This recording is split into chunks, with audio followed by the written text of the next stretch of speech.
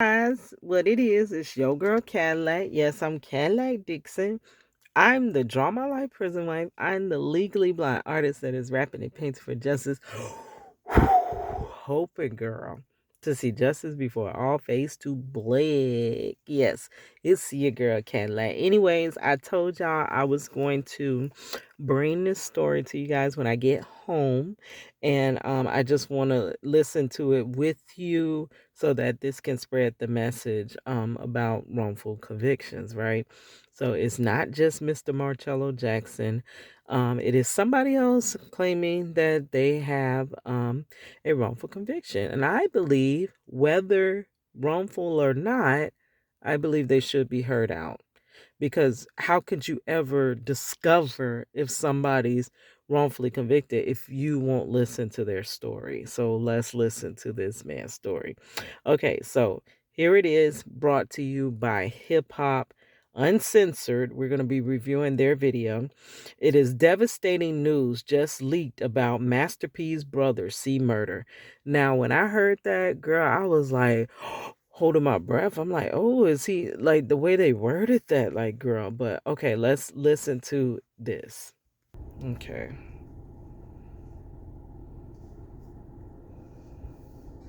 All my gamers and NF. All right, so earlier today, I'm checking my emails as I do earlier, and I get a message from C Murder, aka Corey Miller's publicist, crying out for help. Now, she goes on to write, and I'm going to kind of, get to the point, and then I'll give you guys, exactly what she wrote to me, word for word, right? Well, they are concerned about the health of Corey Miller, and at this point, he's not in grave condition, but it's getting worse, progressively worse by the day. Now, she went on to say, solitary confinement. Recently, Mr. Miller passed out. He received no follow-up medical care in response to this event. And because Mr. Miller asked for and did not receive an investigation of circumstances of his passing, now he was placed in solitary confinement. Now, in retaliation for his health crisis, Corey Miller continues to suffer. Now, you heard that word, retaliation. They retaliate all the time. There are certain rights. When you go to prison, you are still a citizen. You're still a citizen. That's why I call prisoners, people like to call them inmates, I call them incarcerated citizens. Still citizens, free citizens, incarcerated citizens, returning citizens, all still citizens. You don't lose your citizenship because you're incarcerated, which means you still have rights. You still have civil rights. You still have just the right, because you're freaking darn human rights, right? But those tend to get, rights are only as good as you can push I can't quite find the right phrase to say, but they're only good if you can enforce them. Just having rights doesn't give you anything. We all have rights, but we all get violated. Many of us get violated on a daily basis. And those behind bars really get violated on a daily basis, because there's who's going to enforce the rights. That's where it gets like kind of, so there's a lot of things that happen wrong behind those bars. And if you try, your way to alleviate it is through the I know here in Florida DLC is through the grievance process. Well, when you write a grievance, they can retaliate against you. Y'all already know. We just did that ourselves, like went through that ourselves. My husband wrote a grievance on an officer. When I came to visitation, they tried to retaliate against him. And they was like, well, she's been the only one here visiting, coming to see him, visiting him, holding him down. So the best way to get revenge on him is to cut the tie to cut his support system, which is me, cut me off, and then he has no support. That's the worst way to, get at him. So they went on to basically set me up. And y'all just check out that story time. I'll link it in the description box because it's not about that. But upon them setting me up, they wanted to search my vehicle unlawfully.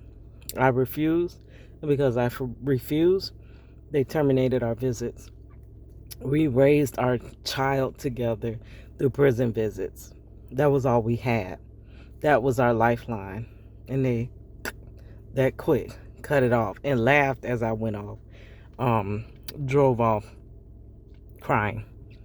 Right? So they retaliate. When you report any misconduct, and anyway, their misconduct usually is upheld because people tend to not see people in prison as human. And the thing is, just because you're in prison does not mean you were rightfully convicted. There's so many wrongfully convicted people and over sentenced people. That as well is a wrongful conviction to be sentenced to more time than you should be. So it's many people that shouldn't even be there in those circumstances. So because we don't have everyone like everything, because you cannot bet your bottom dollar on what they doing, you can't just say they deserve it because they shouldn't have did what they did. You don't know if they did what they did.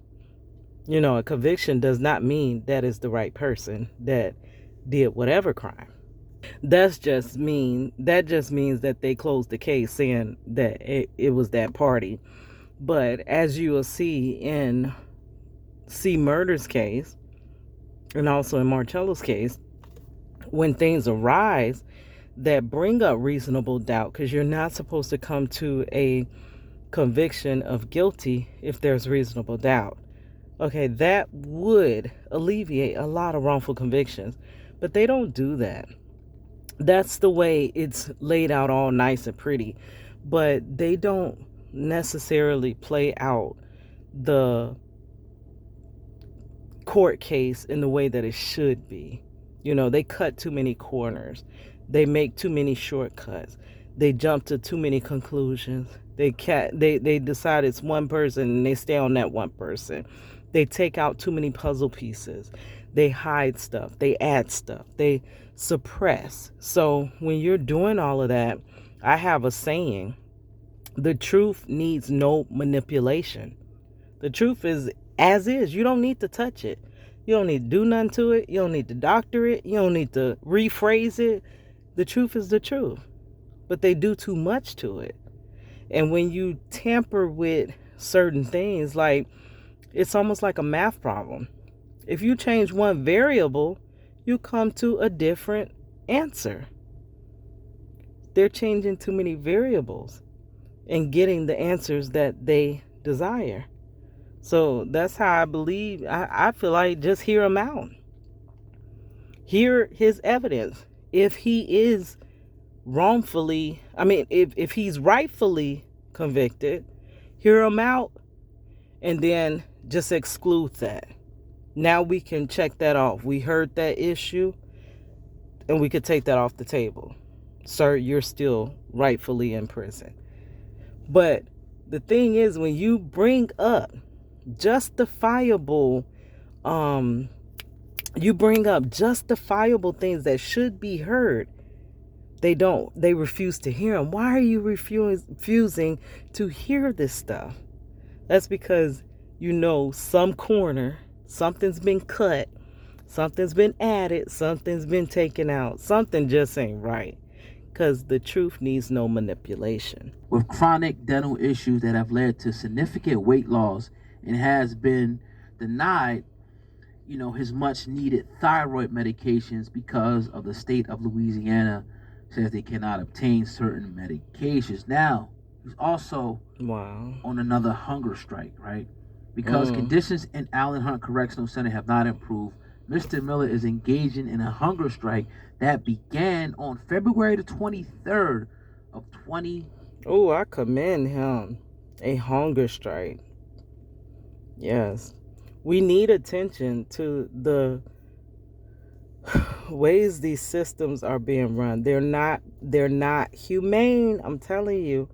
You wouldn't even want your dog to live in these systems. But we want humans because we've passed judgment that they deserve this. There could be many people that deserve it. But until every single person that's in prison deserves it, you can't punish in that way.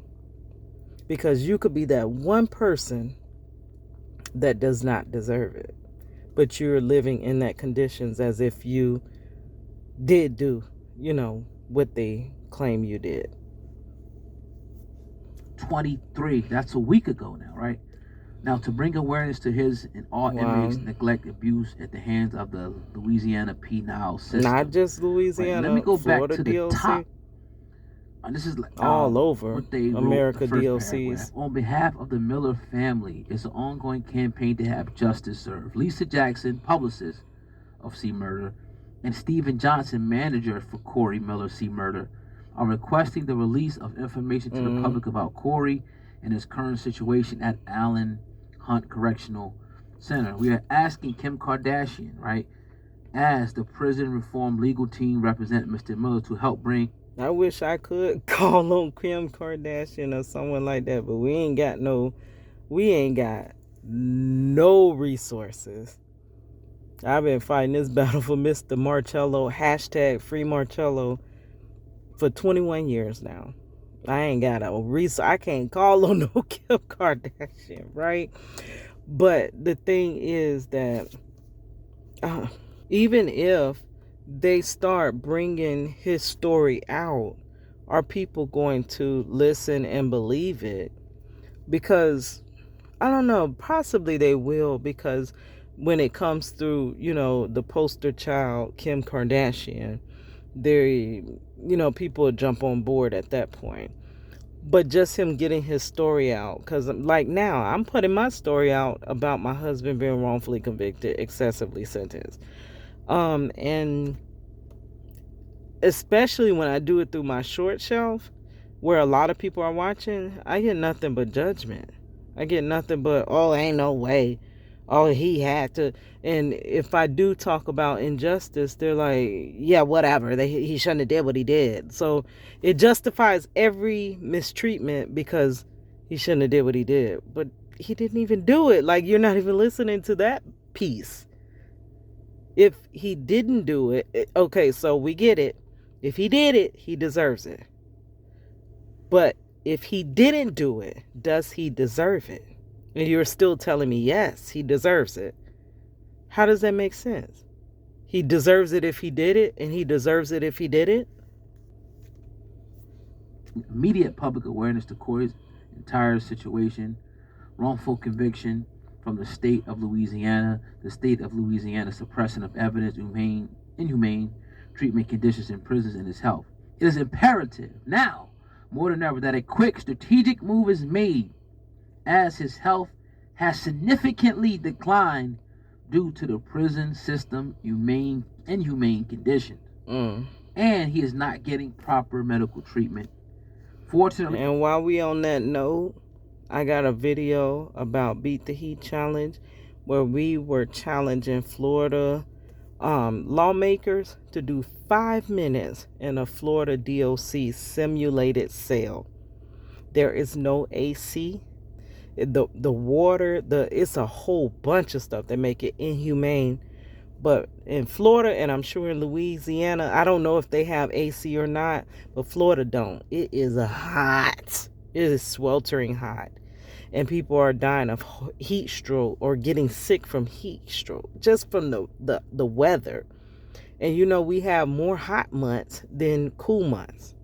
So we challenged these lawmakers, and half of them was like, there's no AC in prison. Like, they didn't even know. They don't care. But we were asking them to do 5 minutes, and what you're sentencing and upholding people being lifetimes in. And a lot of them couldn't even do 5 minutes, girl. Unfortunately, we have disturbing visual and written information about Mr. Miller's situation, and it's we've covered the story. We've talked to his rep. We talked to Master P. Last year about it, and we covered the story on numerous occasions, and it's a lot. It's a lot that goes into the story. Now, what they're asking for, and I'll put the link at the top line of the description box, is for you to go to the purpleunion.org, and pretty much that's Prisoners Union for Reform. And it's an organization. I guess if you want to help out, you can go there. The link will be at the top line. I'm gonna have to go check them out. I never heard of them. Of the description box, but we've been on this, from the start. Because it's one of those things where it's like, okay, was justice really served? There are a lot of inconsistencies, I think, with the witnesses, from what I can remember, and testimonies being recanted. And it's been a while, about 20. They will force a witness to testify the way they want them to. I'm not saying they did do that in every case, but if they want to, they will force that witness to testify in the manner they want it to. They want them to, just like Marcello's so-called victim/witnesses wanted no parts of the case, and without them, they couldn't have convicted Marcello. These dudes ran off from Florida to another state and ignored subpoenas, thought court date had passed. Court date did pass. And by court date passing, the way it should have played out is that they didn't show up to press charges against Marcello. Charges would have been dropped against Marcello, and I wouldn't have threw away 21 years of my life fighting for him. Or 21 years of his life wouldn't have been thrown away in prison. Or 21 years of money growing up without her father and having a hole in her heart because her father missing. All those wouldn't have been thrown away had they were supposed to let him go because there was no one to press the charges. Instead, his own public defender says, but wait, before you let my client go, grant me money for travel, food, hotel to go out of town and subpoena them in person so that they can come and testify against my client. That's what they did. And when they came, they had completely different stories. They couldn't remember the stories. And just like the money, the affidavit didn't even line up. They said Marcello allegedly robbed them of $80. Marcello was searched, only had $60 on him. The police gave back the written affidavit and told them to amend it and put $60 because that aligns with Marcello. They initialed it and put a smiley face. They made that ish stick. Girl, I'm out of time, but y'all free Marcello and free C. Murder.